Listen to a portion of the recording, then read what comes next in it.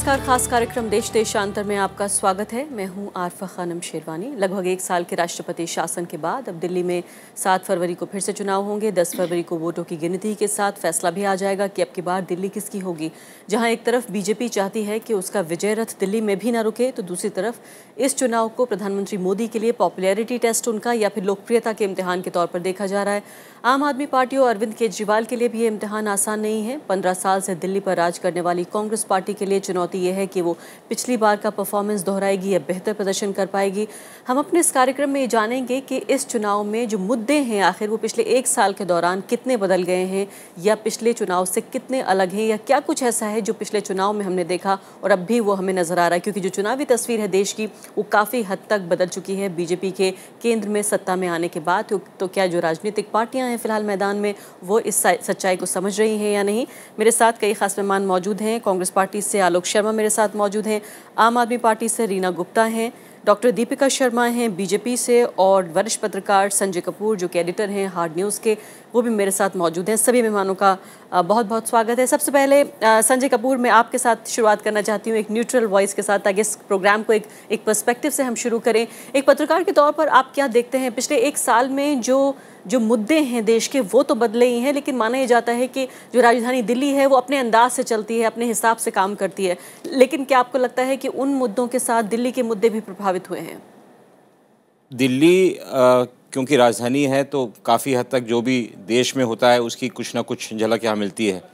और अगर आपको याद हो जो पिछला चुनाव हुआ था 2013 में, वो एक अलग अंदाज में हुआ था और उस समय भ्रष्टाचार के खिलाफ एक बड़ा मुहिम था। एक अजीब तरीके का उन्माद था लोगों में कि कांग्रेस को हर हालत में हराना है, और उसका नतीजा हम लोग ने देखा कि काफ़ी मात्रा में वोट पड़े और बीजेपी और आम आदमी पार्टी को कहीं ज़्यादा सीटें मिली और एक हंग हाउस हुआ जिसकी वजह से ना सरकार नहीं बन पाई।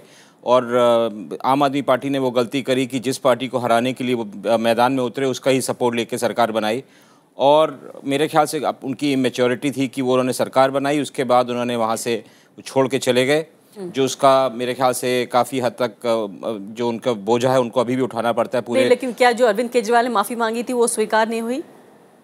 मेरे ख्याल से माफ़ी मांगना अपनी जगह पे है, परंतु लोगों को इस बात का एहसास होने लगा कि इनमें अभी पूरी तरीके से मैच्योरिटी नहीं है, जिस वजह से इन्होंने जो 2-3 निर्णय एक के बाद एक लिए। पहली बात तो उनको सरकार बनाने के पहले सोचना चाहिए था कि जिसको हराने के लिए मैदान में उतरे उसकी सहयोग लेके क्यों इन्होंने सरकार बनाई, और जब बनाई थी तो उसके बाद उन लोग को टिकना चाहिए था कुछ समय तक के लिए। तो ये सब चीज़ें मेरे ख्याल से उनके खिलाफ गई और अब फिर से मैदान में उतरे हैं। ये एक बहुत बड़ा टेस्ट है श्री नरेंद्र मोदी के लिए भी। 7 महीने सरकार में रहे हैं, लोगों को इस बात का कम से कम एहसास होने लगा है कि ये जो सरकार उन्होंने जितने भी आश्वासन किए थे वो पूरा करने की उनमें क्षमता है कि सिर्फ आश्वासन ही थे। तो उसका टेस्ट दिल्ली में होगा। ये काफ़ी हाईली एजुकेटेड यहाँ पे अर्बन सेंटर है, तो यहाँ पर लोगों को पता भी है कि जो तरह तरह के आश्वासन दिए उसके पीछे क्या है, ये इम्प्लीमेंट हो सकते हैं कि नहीं हो सकते हैं। ये सब चीज़ें मेरे ख्याल से यहाँ पे साफ हो जाएंगी, क्योंकि पिछले है ना यहाँ पर जितने भी यानी आप संजय कपूर आप ये कह रहे हैं कि जो एक 1 पॉइंट एजेंडा पिछली बार नजर आ रहा था, एक बात पे जैसा लगता था जनता ने वोट किया है वो है भ्रष्टाचार, लेकिन इस बार आपको लगता है कि ऐसा नहीं है कि सिंगल पॉइंट जो है वो मुद्दा है, बल्कि मुद्दे इसी तरह है जैसे किसी भी स्टेट में किसी भी राज्य में नॉर्मल इलेक्शन हो गया, क्योंकि वो पूरा जो उनका गुस्सा था और जो ज्वर था वो वहाँ पे चुनाव जो कांग्रेस को उन्होंने हटाया वो कुछ हद तक ख़त्म हो गया। अब एक साल में मुद्दे बाय एंड लार्ज फिर वही उस पे हो गए कि बत्ती, पानी, झुग्गी झोपड़ी जो भी उनका हटाना, सफाई। अब स्वच्छ भारत का इन्होंने अभियान चालू करा है, वो एक मुद्दा कुछ हद तक बन सकता है बीजेपी के पक्ष में। और जितनी भी जो अनऑथराइज कॉलोनीज है उनको रेगुलराइज करा बीजेपी ने।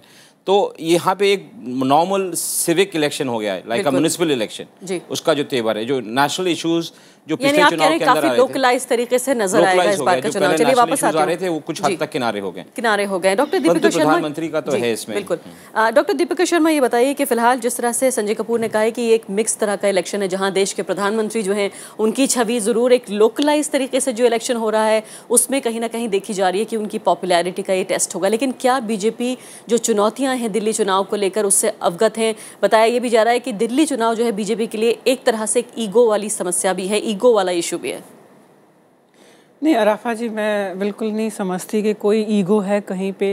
देखिए, हम एक राजनीतिक दल हैं, एक राजनीतिक पार्टी है, लोगों के सामने अपनी आइडियोलॉजी रखना और ज़्यादा से ज़्यादा लोगों को अपने साथ जोड़ना, और फिर अगर हम सरकार बनाते हैं या इलेक्शन में बहुमत पाते हैं तो अच्छी सरकार देना ही हमारा काम है। कहीं ना कहीं मैं समझती हूँ कि भारतीय जनता पार्टी दिल्ली के अंदर अपना जो उनका मिशन 60+ है वो बहुत सक्सेसफुली पूरा करेगी। हमारे जो सबसे अच्छे ब्रांड एम्बेसडर हैं, हमारे माननीय प्रधानमंत्री जी, वो बहुत ही एक प्रभावशाली और बहुत कद्दावर नेता हैं, और मैं समझती हूँ केंद्र में हमारी सरकार है, पूर्ण बहुमत के साथ है। तो कहीं ना कहीं पे अगर दिल्ली में भी हमारी सरकार आती है और जिस प्रकार से हमने दिल्ली के लिए अपना मिशन रखा है, मिशन 60+, तो जो समन्वय होगा केंद्र और राज्य के बीच में, और ख़ास तौर पे दिल्ली ऐसा एक भारत की राजधानी है, और जिस प्रकार से दिल्ली की अनेक समस्याएं हैं जो कांग्रेस के 15 साल के रूल में दिल्ली ने भोगी। अब इससे पहले कि आप आगे बढ़े, मैं आपकी इसी बात पर एक काउंटर आर्ग्यूमेंट रखना चाहती हूँ कि हम ये बात कई बार सुन चुके हैं कि अगर केंद्र में एक पार्टी की सरकार है तो राज्यों में भी उसी पार्टी की सरकार होगी, कोऑर्डिनेशन बेहतर होगा, विकास बेहतर होगा। लेकिन यही आर्ग्यूमेंट आप खुद फेल करती हैं जब नरेंद्र मोदी ये कहते हैं कि गुजरात में बीजेपी की सरकार थी और ये उसके बावजूद भी हमने जिस स्तर का डेवलपमेंट करके दिखाई है, उनका दावा है कि केंद्र में लगातार जब कांग्रेस पार्टी की सरकार रही। तो ऐसे कैसे हुआ कि आपका खुद ही का दावा ये रहा कि देखिए हमने ये कर दिखाया, जबकि दोनों ही जगह पर अलग अलग पार्टियों की सरकारें थी? आराफा जी, ये जो एडवांटेज होता है कि आपकी केंद्र में सरकार होती है, वो भी पूर्ण बहुमत के साथ, और प्रदेश में भी फिर आपकी सरकार आती है, ये एडवांटेज को हम डिसरिगार्ड नहीं कर सकते। पर मोदी जी ने जिस कंटेक्स्ट में कहा था, मैं कहती हूँ अगर कोई कांग्रेस के भी चीफ मिनिस्टर होंगे और ऑल्दो हमारी सरकार कम्प्लीटली कमिटेड है डिसेंट्रलाइजेशन और कोऑपरेटिव फेडरलिज्म के प्रति, जो अभी आपने नीति आयोग का भी आपने वो पूरा ब्लूप्रिंट देखा होगा। पर मैं एक बात ज़रूर कहना चाहूँगी कि जब केंद्र में अपनी सरकार नहीं होती और चीफ मिनिस्टर्स जब अच्छा प्रदर्शन करते हैं तो वो चाहे किसी भी पार्टी के हों, वो काबिले तारीफ है। बिल्कुल, क्योंकि हमारा जो फेडरल स्ट्रक्चर है, जो संविधान है, वो इस बात की इजाजत नहीं देता कि अगर पार्टी अलग है तो हम डिस्क्रिमिनेट करें, मतभेद करें। बिल्कुल। रीना गुप्ता, एक बहुत महत्वपूर्ण बात ये उभर कर आ रही है कि जो गुस्सा था कांग्रेस पार्टी के लिए, भ्रष्टाचार के जितने आरोप थे, वो अलग बात है कि लोग अभी भी ये कहते पाए जाते हैं कि शीला दीक्षित ने जो काम किया वो शायद उनको उसका इनाम नहीं मिला, बल्कि कांग्रेस पार्टी के लिए, पार्टी इन जनरल जो नाराज़गी थी उसका उन्हें खमियाजा ज़्यादा भुगतना पड़ा। लेकिन उसके बावजूद उस पूरे गुस्से का फ़ायदा आपको मिला, आपकी पार्टी को मिला। आज आपको क्या लग रहा है कि तस्वीर कितनी अलग है? हालांकि ये भी एक आर्ग्यूमेंट ज़रूर अपनी जगह है कि गंभीरता से न लेते हुए भी लोगों ने काफ़ी वोट किया आपको, और अब आप एक बेहतरीन पॉलिटिकल पार्टी के तौर पर अपने को स्थापित कर पाई हैं। उस सब के बावजूद आप दोनों तरह के हालात में उस वक्त और अब क्या फ़र्क पाती हैं? देखिए, सबसे बड़ा फ़र्क तो जो मैं पाती हूँ वो ये कि उस समय काफ़ी ऐसी लोग थे जो हमें पसंद करते थे, पर उनको लग नहीं रहा था कि हम एक्चुअली कुछ कर पाएंगे, इस वजह से उन्होंने हमें वोट नहीं दिया। तो काफ़ी परसेंटेज वो वोट जो है वो कांग्रेस की तरफ गया। इस बार मेरा ऐसा मानना है कि कांग्रेस का तो खाता भी नहीं खुल पाएगा, और वो सारा वोट जो है, जो पिछली बार लोगों ने जो इंटरेस्टेड थे आम आदमी पार्टी में, पर फिर भी क्योंकि टेस्टेड पार्टी नहीं थी, नई पार्टी थी, तो उन्होंने कांग्रेस को वोट दिया, वो सारा वोट इस बार हमें मिलेगा, और as a result of that हमें पूर्ण बहुमत मिलेगा। यानी गुस्सा निकला नहीं है? आप ये नहीं समझ रही हैं कि पिछले एक साल में शायद लोगों का जो फ्रस्ट्रेशन था वो निकल चुका है अब? बिल्कुल भी नहीं, बिल्कुल भी नहीं। जो माइनॉरिटी वोट था, जो अनऑथराइज्ड एरियाज का वोट था, जो झुग्गी एरियाज का वोट था, वो सारा का सारा वोट जो है वो इस बार हमें मिलने वाला है। और मैं मानती हूँ कि जो हमारे प्राइम मिनिस्टर हैं वो बहुत अच्छे प्राइम मिनिस्टर हैं, पर दिल्ली की जनता ये जानती है कि दिल्ली को गवर्न करने के लिए उनको एक स्ट्रॉन्ग, एक मजबूत चीफ मिनिस्टर की ज़रूरत है, और भारतीय जनता पार्टी के पास कोई भी ऐसा चेहरा नहीं है जो अरविंद केजरीवाल के खिलाफ खड़ा हो सके।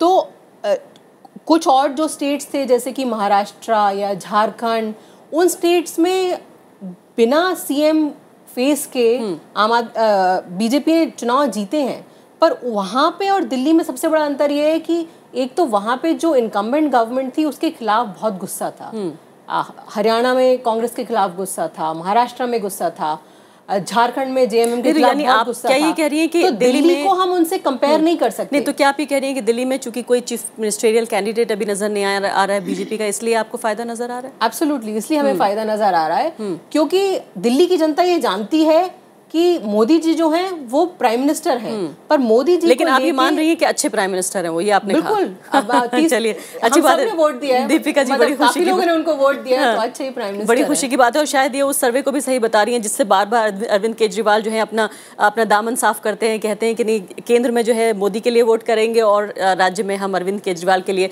कहीं ना कहीं जो बात शीला दीक्षित कह रही थी वो तो मोदी के साथ ज्यादा नजर आ रही है, जो नेक्सस है आम आदमी पार्टी और बीजेपी का।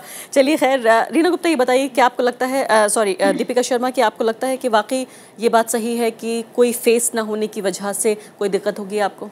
बिल्कुल अराफा जी, बिल्कुल भी नहीं, क्योंकि आप देखिए कि हर राजनीतिक पार्टी का अपना एक प्रिविलेज होता है, एक प्रेरोगेटिव होता है कि वो अपनी रणनीति कैसे करेगी चुनावों में।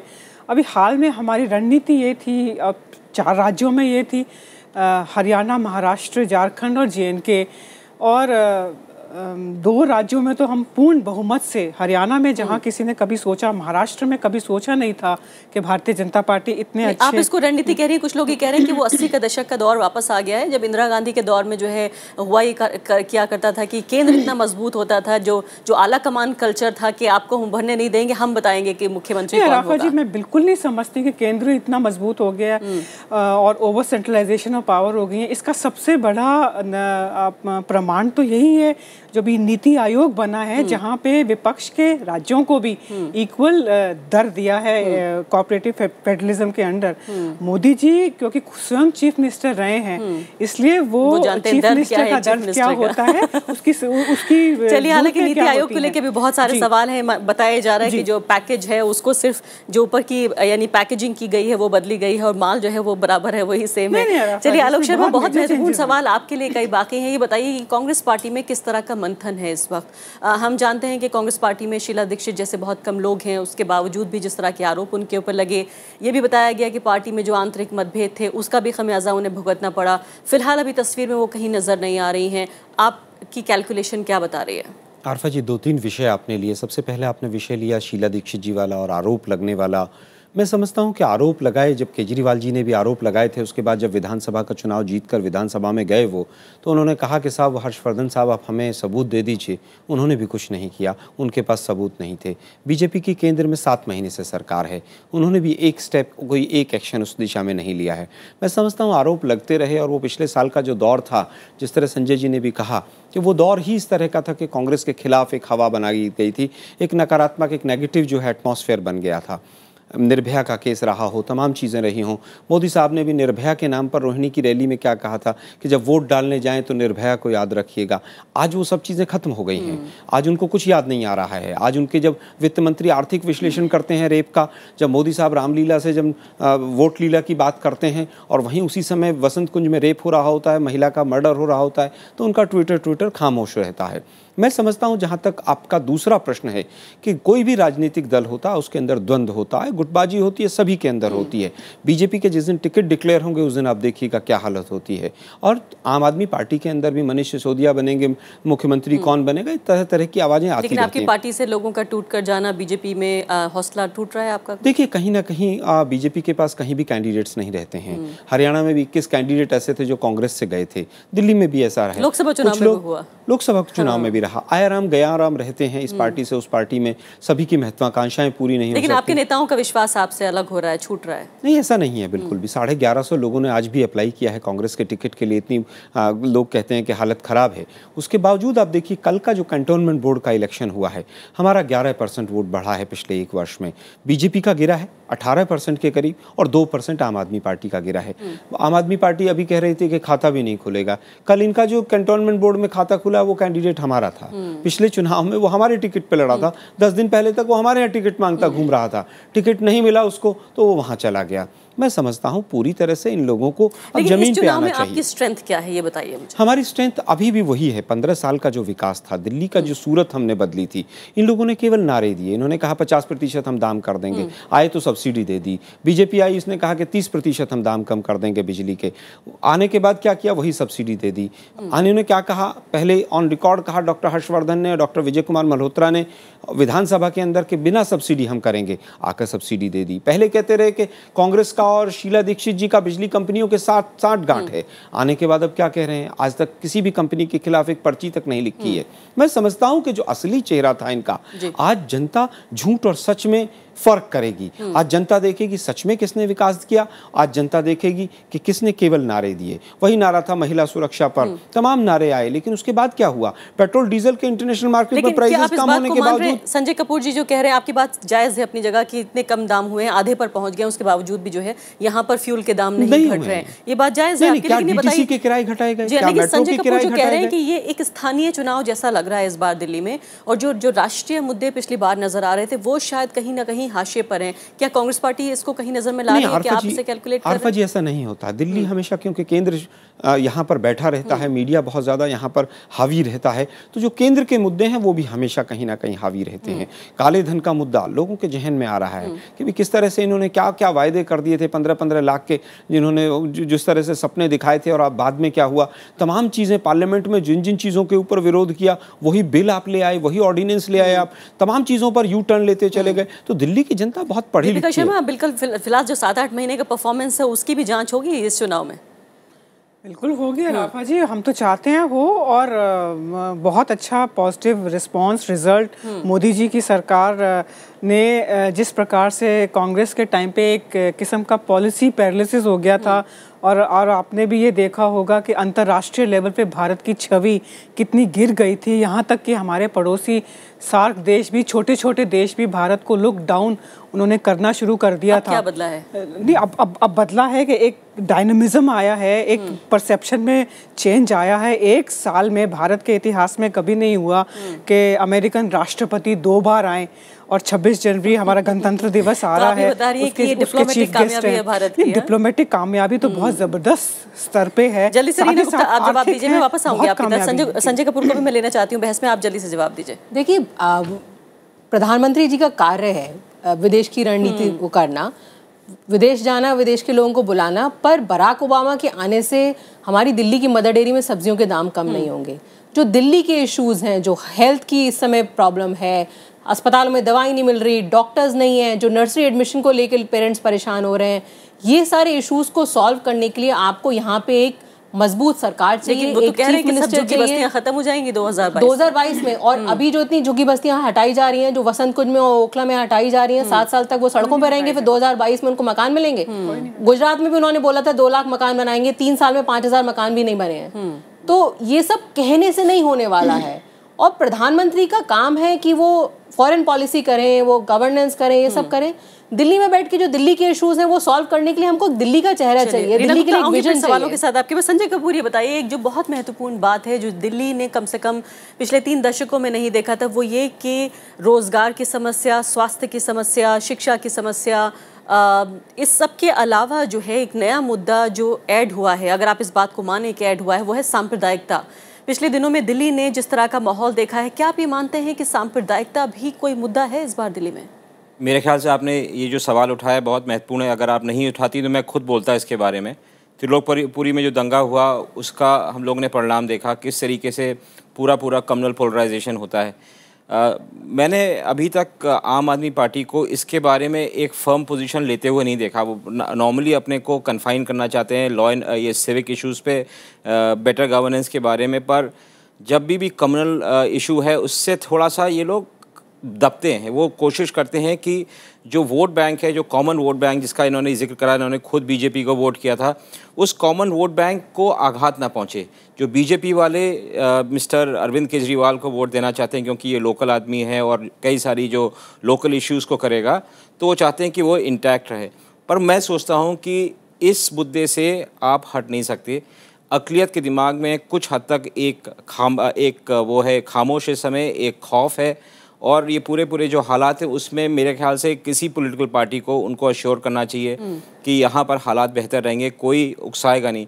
ऑल्दो यहाँ पर दिल्ली की सरकार के पास पुलिस नहीं होती है, परंतु जो राजनीति है अगर उसको इस्तेमाल करा गया दंगा कराने के लिए या कम्युनल पोलराइजेशन कराने के लिए, तो दिल्ली का जो पूरा बैलेंस है वो बिगड़ सकता है। जी, लेकिन संजय कपूर जी, क्या आप ये भी कहना चाह रहे हैं आप कि चूंकि इसलिए भी महत्वपूर्ण है कि किसी पॉलिटिकल पार्टी के लिए सैद्धांतिक रूप से ये भारत की शायद वो एक फॉल्ट लाइंस हैं, चाहे कास्ट की हम बात करें, रिलीजन की बात करें, तो उस फॉल्ट लाइन पे बात करना शायद, बैलेंस है, अगर बैलेंस डिस्टर्ब हुआ तो उसके बाद है ना वापस हालात को ठीक करने में बड़ी समस्या हो जाएगी। कांग्रेस पार्टी के रुख को कैसे देखते हैं आप?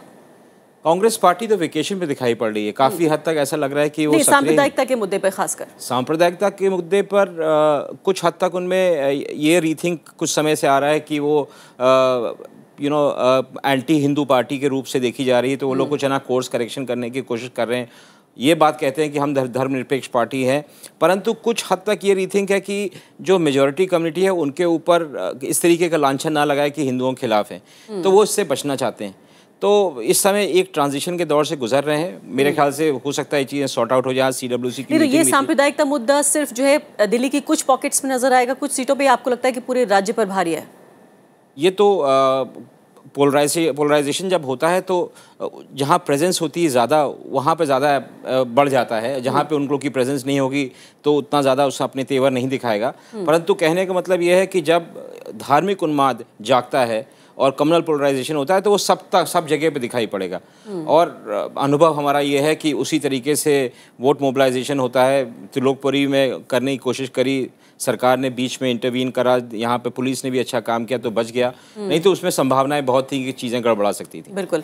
रीना गुप्ता, बहुत जवाबदेही बन रही है आपकी फ़िलहाल की, जिस तरह से आपको वोट मिला है, खासकर जिम्मेदारी तो बनती है हर पॉलिटिकल पार्टी की, लेकिन खासकर जिन पॉकेट से आपको वोट मिला है उसके बावजूद भी वो जवाबदेही जिन्होंने कहा, जिस तरह संजय कपूर ने, कि वो स्टैंड लेती हुई पार्टी नज़र नहीं आ रही है और कहीं ना कहीं इस कन्फ्यूजन को बरकरार रखना चाहती है कि पता नहीं ये पार्टी कहाँ खड़ी है। नहीं, मैं एक्चुअली काफ़ी आश्चर्यचकित हूँ कि संजय जी क्यों ये बात कहेंगे।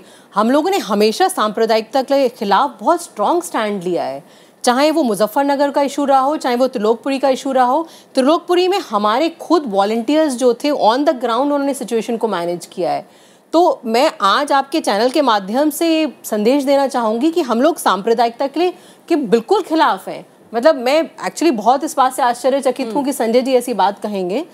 और जहाँ तक कि बीजेपी का सवाल है, और मैं एक बात को और करेक्ट करना चाहूंगी कि मैंने ये नहीं कहा कि मैंने बीजेपी को वोट दिया, मेरे से गलती हो गई। मैंने कहा बहुत सारे लोगों ने बीजेपी को वोट दिया, इसीलिए बीजेपी वेबसाइट पे भी था कि इसीलिए बीजेपी विजयी हुई। संजय कपूर कुछ कह रहे हैं। मिस्टर मोदी और दिल्ली के मुख्यमंत्री के लिए मिस्टर केजरीवाल, वो कंबाइंड कैंपेन चलती थी, कई सारे ईमेल भी आया करते थे हम लोग के पास, तो उसमें कोई विरोधाभास नहीं दिखाया जा रहा था। नहीं, वो संजय जी कुछ एक किसी वॉलंटियर की गलती से कुछ वेबसाइट पे एक दिन के लिए कुछ गलत फोटोग्राफ आ गया था और हम लोगों ने फौरन फोटोग्राफ हटा दिया था। सांप्रदायिकता के हम लोग नहीं, रीना गुप्ता, लेकिन आप काउंटर करती हुई आपकी पार्टी नजर नहीं आ रही है। एक ऑल्टरनेट पॉलिटिक्स देने की जो बात थी, एक ऐसी पॉलिटिक्स जो साफ सुथरी होगी, तो साफ सुथरी सिर्फ इस हिसाब से नहीं कि करप्शन, शायद इससे बड़ा मॉरल करप्शन क्या होगा जब सांप्रदायिकता में ही एक पार्टी उलझ जाए, ये सांप्रदायिकता पर क्लियर स्टैंड लेती हुई नजर आए, ये भी तो एक तरह का करप्शन है। तो अगर जब साफ सुथरी राजनीति है तो इस लिहाज से भी क्लियर स्टैंड लिया है। और आप आज भी जाइए, आप माइनॉरिटी एरियाज में जाइए, आप देखिए आम आदमी पार्टी को लोग कितना प्यार दे रहे हैं, क्योंकि वो जानते हैं कि बीजेपी के खिलाफ अगर कोई पार्टी खड़ी हो सकती है सांप्रदायिकता के मुद्दे पे तो वो आम आदमी पार्टी है। आलोक शर्मा, क्या कुछ लेसन्स ऐसे हैं, कुछ ऐसे सबक जो सीखे खासकर सांप्रदायिकता के मुद्दे पर, क्योंकि एक नया मुद्दा है दिल्ली के लिए। अब तक हमने देखा 3 दशकों के बाद, 84 के बाद कहीं जो है ये मुद्दा वापस फिर भड़का है दिल्ली में। दिल्ली के लोगों ने देखा नहीं था ये सब। नई जनरेशन के लिए खासकर ये बिल्कुल नया है, यानी जो फर्स्ट टाइम वोटर्स है या जो यंग वोटर है उसके लिए ये मुद्दा बिल्कुल नया है। संजय कपूर आपके ऊपर भी लगभग इस तरह का एक शक जाहिर कर रहे हैं, वो ये कह रहे हैं कि कांग्रेस पार्टी भी कहीं ना कहीं बच रही है इस मुद्दे से क्लियर स्टैंड लेने से और ये सोच रही है कि ठीक है जिस तरह से चल रहा है। नहीं आरफा जी, बिल्कुल भी ऐसा नहीं है। देखिए, भारतीय जनता पार्टी के सत्ता में आने के बाद बहुत दुर्भाग्यपूर्ण है कि दिल्ली में इस तरह के जो धार्मिक उन्माद और धार्मिक जो समस्याएं खड़ी हुई हैं बहुत लंबे समय से नहीं थी। तो ये तो 15 वर्षों की कांग्रेस की उपलब्धि है कि 15 वर्षों तक जब तक हम शासन में रहे इस तरह की एक भी छोटी घटना भी नहीं हुई। जहां तक बात पार्टी केजरीवाल के, इन्हीं के यहाँ वहां पर विधायक थे त्रिलोकपुरी में, पुलिस वाले 3 दिन के बाद उनको ढूंढ रहे थे कि कहाँ है वो। कहीं ना कहीं आम आदमी पार्टी इस मुद्दे पर बचती नजर आई, लेकिन कांग्रेस के विधायक और कांग्रेस के तमाम लोग वहां पर नजर आए और जाकर दिल्ली पुलिस से जो वहां पर ज्वाइंट कमिश्नर थे संजय बेनीवाल, उनके साथ कांग्रेस के लोगों ने मीटिंग की। ये तो संजय जी जो आम आदमी पार्टी के थे और केजरीवाल साहब केवल पुलिस हेडक्वार्टर में जाकर मीटिंग करके वापस आ गए, उस क्षेत्र तक नहीं गए। मैं ऑन रिकॉर्ड कहना चाहता हूं, लेकिन कांग्रेस पार्टी हमेशा धर्मनिरपेक्ष पार्टी रही है, हमें कहीं ना कहीं इस चीज का कई बार खामियाजा भी उठाना पड़ा है। लेकिन ये थिंकिंग चल रही है पार्टी में कि खामियाजा भुगतना पड़ रहा है, तो नहीं, इसलिए ऐसा नहीं। देखिए, क्योंकि पॉलिटिक्स आपको करनी है, वोट आपको भी चाहिए। सही चीज के लिए अगर खामियाजा भी भुगतना पड़े तो भुगतना चाहिए। जो सही है कि हम धर्मनिरपेक्ष हैं, सबको साथ लेकर आगे चलना चाहिए। केवल सबका साथ सबका विकास कह के नारा दे के इससे काम नहीं चलेगा। 283 सांसदों में एक सांसद जगह ना पाए और नारे देते रहे आप डेली।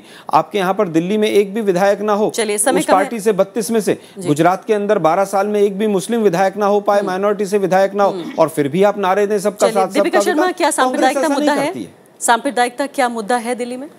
देखिए, सांप्रदायिकता दिल्ली में communalism I don't think issue है, क्योंकि दिल्ली की अपनी तकलीफें इतनी ज़्यादा हैं जो रोजमर्रा की तकलीफें हैं। सांप्रदायिकता किसकी तकलीफ है? नहीं, सांप्रदायिकता एक बहुत बड़ा इशू है, but I don't think Delhi में किसी भी एरिया में, किसी भी पॉकेट में ये कोई ऐसा मेजर इशू है। सेकंड ऑफ ऑल जो पार्टी कहती है कि हम तो सेक्युलर हैं और दूसरी पार्टी जो है वो कम्युनल है, तो मैं उस पार्टी से पूछना चाहूँगी कि आप तो बाटला हाउस इनकाउंटर को फर्जी कहते हैं, ऊपर से आपके प्रधानमंत्री पार्लियामेंट में स्टेटमेंट देते हैं कि देश के नेचुरल रिसोर्सेज पे माइनॉरिटीज़ का सबसे पहला हक है। तो जिस प्रकार से 84 के दंगे, तो मैं ऐसे इतने बड़े बड़े उदाहरण दे सकती हूँ। तो आप क्या कह रही हैं कि फर्जी नहीं था बाटला हाउस इनकाउंटर? कांग्रेस पार्टी कहती है फर्जी है, आप कह रही हैं फर्जी नहीं है। नहीं, ये इनके दिग्विजय सिंह कहते हैं ना कि वो जो बाटला हाउस में हुआ वो दिल्ली पुलिस गलत थी, और वो तो बहुत वो स्टूडेंट्स थे, और जो कि आपने तो गलत तरीके से मार दिया। हमारा दिल्ली पुलिस का बहुत साल हो गए, हमारा काफी आगे निकल आए हैं बाटला हाउस से। बात आगे निकलने की नहीं है अराफा जी, बात इसकी है कि एक पॉलिटिकल पार्टी जो है सेकुलरिज्म के नाम पे कॉन्ट्रडिक्शन नजर आ रहा है। कॉन्ट्रडिक्शन इनकी हर स्टेटमेमेंट में आता है। लेकिन आपकी पार्टी में क्लैरिटी है इसको लेकर? एब्सोल्यूट क्लैरिटी है। हमारी पार्टी तो कंप्लीटली प्रो डेवलपमेंट और गुड गवर्नेंस पे है, सबका साथ सबका विकास। लेकिन गवर्नेंस में जो है वो सांप्रदायिकता पे काबू भी एक मुद्दा है। सांप्रदायिकता पे काबू भी गुड गवर्नेंस का एक हिस्सा होना चाहिए। तक प्रधानमंत्री जी फेल होते हुए नजर आए हैं। बिल्कुल फेल होते हैं। जल्दी से बाबी जी, आखिरी मैं कहना चाहूंगा कि देखिए, बाटला हाउस पर बहुत पहले विवाद हो चुका है। ऑफिशियल जो स्टेटमेंट आई है गृह मंत्रालय की, उसको मानना चाहिए। केवल हर चीज को राजनीति के कह के भुनाना नहीं चाहिए।